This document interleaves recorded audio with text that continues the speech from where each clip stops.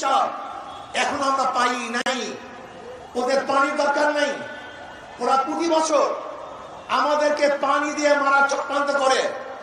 এবার বাংলাদেশের প্রত্যেক মানুষকে ঐক্যবদ্ধ হতে হবে। বাংলাদেশের উপর থেকে এমন এক শক্তিশালী বাঁধ নির্মাণ করব, যে বাঁধের মাধ্যমে ভারত পানি নিয়ন্ত্রণ করবে না, বরং বাংলাদেশের মানুষ পানি নিয়ন্ত্রণ করবে। যখন প্রয়োজন হবে আমরা পানি ছেড়ে দেব, যখন প্রয়োজন হবে পানি বন্ধ করে রাখবো। তাহলে ভারত আমাদেরকে ডুবাতে পারবে না, ওদের কাছে মাথা নত করতে হবে না, বরং ভারত আমাদের কাছে মাথা নত করে পারতে হবে। ওরা আমাদের অর্থনীতি ধ্বংস করে ফেলেছে, আমাদের সংস্কৃতি ধ্বংস করে ফেলেছে। আজকে ইসলাম শিক্ষা বইয়ের মধ্যে দেবীর মূর্তি আঁকা হয়েছে। আজকে রাধা এবং রামের কৃষ্ণের সবক পড়ানো হচ্ছে। আজকে আমাদের বাংলাদেশের 92% মানুষদেরকে নাস্তিক বানাবার চক্রান্ত চলতেছে। আমি অন্তর্বর্তীকালীন সরকার বলবো, এই শিক্ষা কারিকুলামকে পরিবর্তন করতে হবে।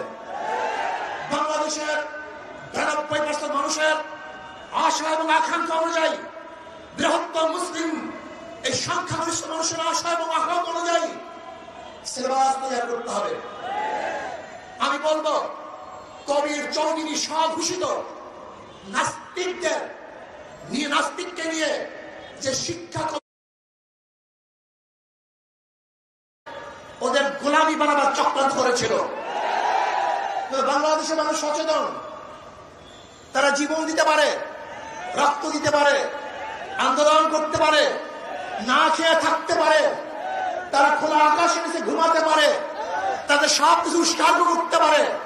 একজন বাংলাদেশকে গোলাম বানাতে পারে নাই। আজকে তারা কি করেছে? ফারাক্কাবাদ দিয়েছে। ফারাক্কাবাদের মাধ্যমে আপনারা জানেন, এক সময় আমাদের বাংলাদেশ কৃষি নির্ভরশীল দেশ ছিল।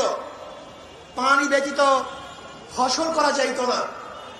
এর জন্য ওরা ফারাক্কাবাদ দিয়ে আমাদের দেশকে মরুভূমি করেছে। কিন্তু তারপরে বাংলাদেশের মানুষ ওর কাছে মাথা নত করে নাই। আজও ফারাক্কাবাদের সমাধান হয় নাই, আজও তিস্তার সমাধান হয় নাই। আজকেও প্রবাহিত ভারত থেকে যে নদী এবং খালগুলি আছে, তার পানির ন্যায্য ইচ্ছা এখন আমরা পাই নাই। ওদের পানির দরকার নেই। ওরা প্রতি বছর আমাদেরকে পানি দিয়ে মারার চক্রান্ত করে। এবার বাংলাদেশের প্রত্যেক মানুষকে ঐক্যবদ্ধ হতে হবে। বাংলাদেশের উপর থেকে এমন এক শক্তিশালী বাঁধ নির্মাণ করব, যে বাঁধের মাধ্যমে ভারত পানি নিয়ন্ত্রণ করবে না, বরং বাংলাদেশের মানুষ পানি নিয়ন্ত্রণ করবে। যখন প্রয়োজন হবে আমরা পানি ছেড়ে দেব, যখন প্রয়োজন হবে পানি বন্ধ করে রাখবো। তাহলে ভারত আমাদেরকে ডুবাতে পারবে না, ওদের কাছে মাথা নত করতে হবে না, বরং ভারত আমাদের কাছে মাথা নত করে পারতে হবে। ওরা আমাদের অর্থনীতি ধ্বংস করে ফেলেছে, আমাদের সংস্কৃতি ধ্বংস করে ফেলেছে। আজকে ইসলাম শিক্ষা বইয়ের মধ্যে দেবীর মূর্তি আঁকা হয়েছে। আজকে রাধা এবং রামের কৃষ্ণের সবক পড়ানো হচ্ছে। আজকে আমাদের বাংলাদেশের 92% মানুষদেরকে নাস্তিক বানাবার চক্রান্ত চলতেছে। আমি অন্তর্বর্তীকালীন সরকার বলবো, এই শিক্ষা কারিকুলামকে পরিবর্তন করতে হবে।